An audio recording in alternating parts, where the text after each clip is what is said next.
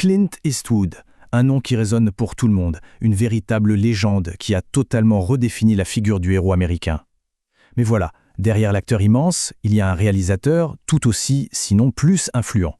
Alors la question c'est, comment ces deux vies, ces deux facettes, ont-elles pu coexister et marquer au fer rouge Hollywood pendant plus d'un demi-siècle? C'est ce qu'on va décrypter ensemble. Pour des millions de personnes, son nom évoque une image quasi instantanée. On pense tout de suite à ce regard plissé, à ce héros stoïque des westerns et des films d'action. C'est l'anti-héros par excellence, ce justicier solitaire un peu tragique qui a vraiment marqué l'imaginaire collectif. Sauf que cette image, aussi puissante soit-elle, elle ne raconte qu'une partie de l'histoire. Alors qui est vraiment l'artiste qui se cache derrière le mythe? On va voir comment l'icône de l'écran s'est muée en un maître absolu de la mise en scène.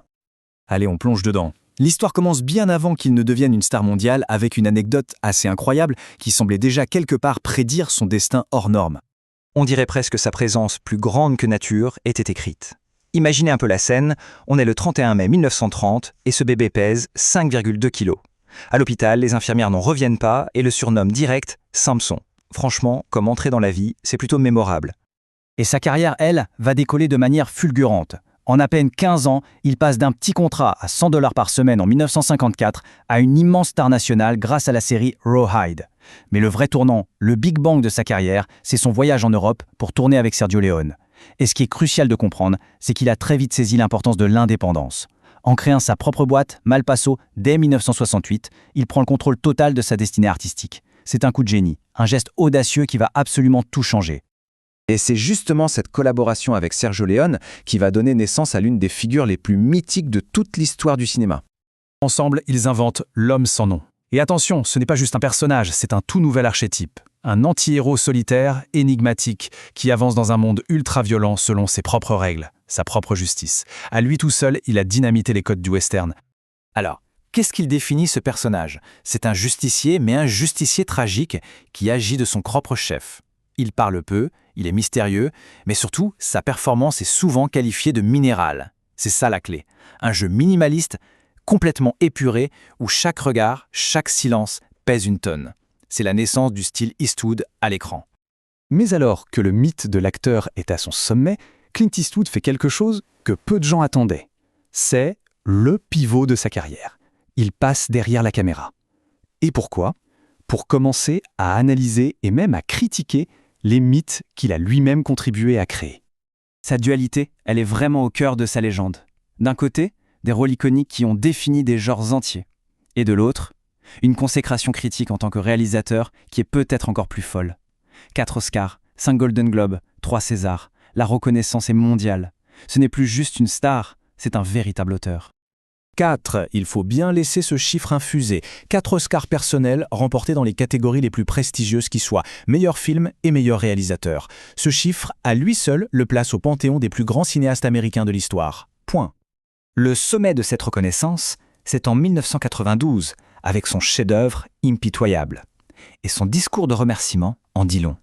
Il ne remercie pas juste le tout Hollywood. Non, il dédie sa victoire à sa mère, présente dans la salle.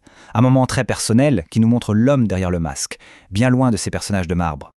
Bon, mais alors, qu'est-ce qui fait de lui un réalisateur si unique et si respecté? C'est quoi, au fond, le style Eastwood? Sa mise en scène, on la décrit souvent comme du classicisme hollywoodien. En fait, il s'inscrit dans la lignée de maîtres comme John Ford ou Howard Hawks. C'est un cinéma qui va droit au but, efficace, épuré. Chaque plan est là pour servir l'histoire et les personnages, jamais pour impressionner ou faire du tape à l'œil. Et derrière cette simplicité de façade, on retrouve des thèmes qui l'obsèdent, film après film. Il y a souvent cette idée d'éternel recommencement, des personnages qui cherchent une seconde chance. Il y a toujours cette tension fascinante entre l'individu et la communauté, un écho direct de ses anciens rôles, mais exploré avec beaucoup plus de nuances et de fragilité. Et puis, peut-être le thème le plus touchant, celui de la transmission. Comment un savoir, des valeurs ou parfois un lourd fardeau se passe à la génération suivante. Tout ça nous amène donc à son héritage. Et là, on parle d'une carrière d'une longévité et d'un impact tout simplement sans équivalent dans le cinéma américain moderne, que ce soit en tant qu'acteur ou en tant que conteur. Et cette longévité, elle n'est pas seulement artistique, elle est aussi commerciale. Et c'est ça qui est fou. Pensez-y une seconde.